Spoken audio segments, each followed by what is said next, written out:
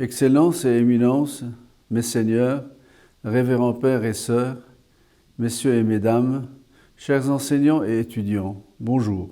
Je voudrais en premier lieu vous souhaiter à vous toutes et tous la bienvenue à ce colloque sur l'éducation ignatienne organisé en l'honneur de Saint Ignace, blessé il y a 500 ans à la bataille de Pampelune, comme noble guerrier à la disposition du roi d'Espagne. Si les jésuites se rappellent cet événement, c'est qu'il fut le moment de l'éveil de Saint Ignace à une vocation bien supérieure, celle de se mettre librement à la suite de son vrai et perpétuel Maître Jésus-Christ. Le corps blessé et la jambe écrasée ont mené Ignace à la conversion et à la fondation d'une compagnie travaillant au salut d'une humanité assoiffée de confiance, de paix et de justice. En choisissant de consacrer ce colloque à l'éducation ignatienne, au cœur des crises et des défis, et je penserai directement à la crise morale et matérielle de chez nous, le comité d'organisation nous invite à une réflexion sur les moyens que cette éducation nous offre pour mieux considérer les dangers qui mettent en péril au présent et à l'avenir notre communauté nationale et académique, ainsi que les personnes qui la constituent. Le titre de ce colloque est loin d'être neutre ou indifférent. L'université a fait son choix. Elle est à côté de ceux qui veulent sortir de la crise et de la rupture et bâtir un Liban nouveau. L'éducation que nous qualifions d'ignatienne est un art et un système pédagogique proactif soutenu par une vision humaniste de confiance en l'homme et foi en Dieu. Confiance car l'homme est en Jésus-Christ ressuscité de la mort. L'humanisme qui dit que l'homme est la mesure de toute chose, mais l'homme confiant en même temps en Dieu et en lui-même. Cette éducation a été initiée par la vie et le discours d'Ignace et continuée par les milliers de témoins jésuites et laïcs qui ont continué à porter sa flamme dans les écoles et les universités au cours des siècles.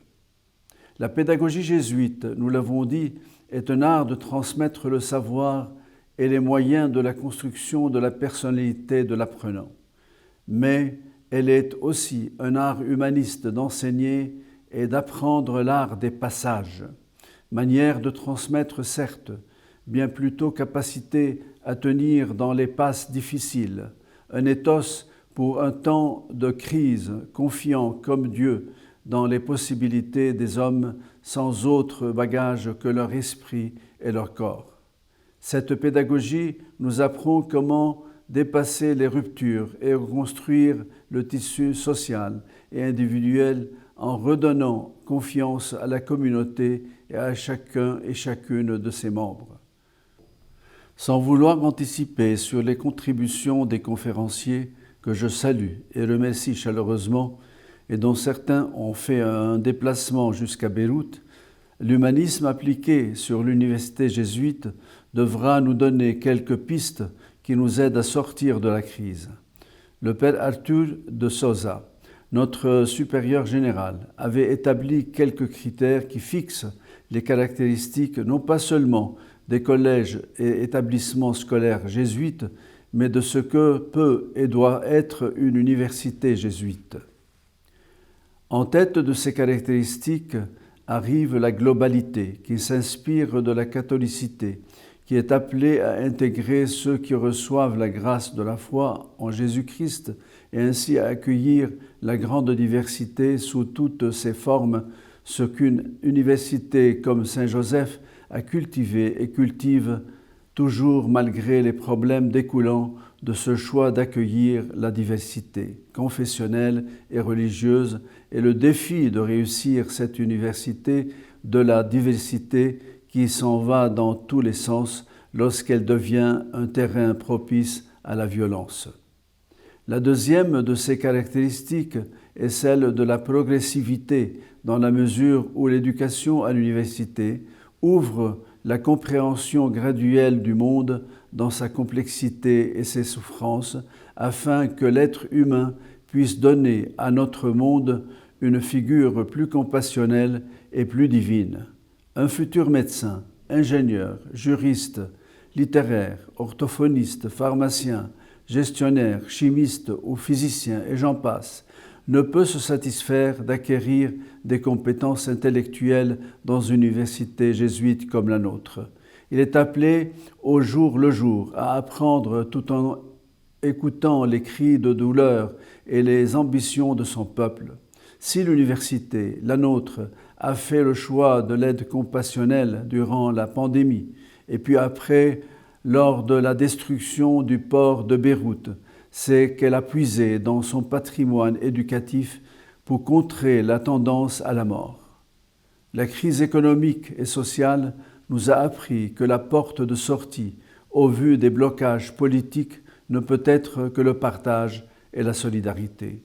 En troisième lieu, l'humanisme ignatien se traduit par et dans l'intégralité, en tenant compte d'une proposition d'une formation religieuse qui ouvre à la dimension transcendantale de la vie et qui soit capable de transformer la vie personnelle et sociale.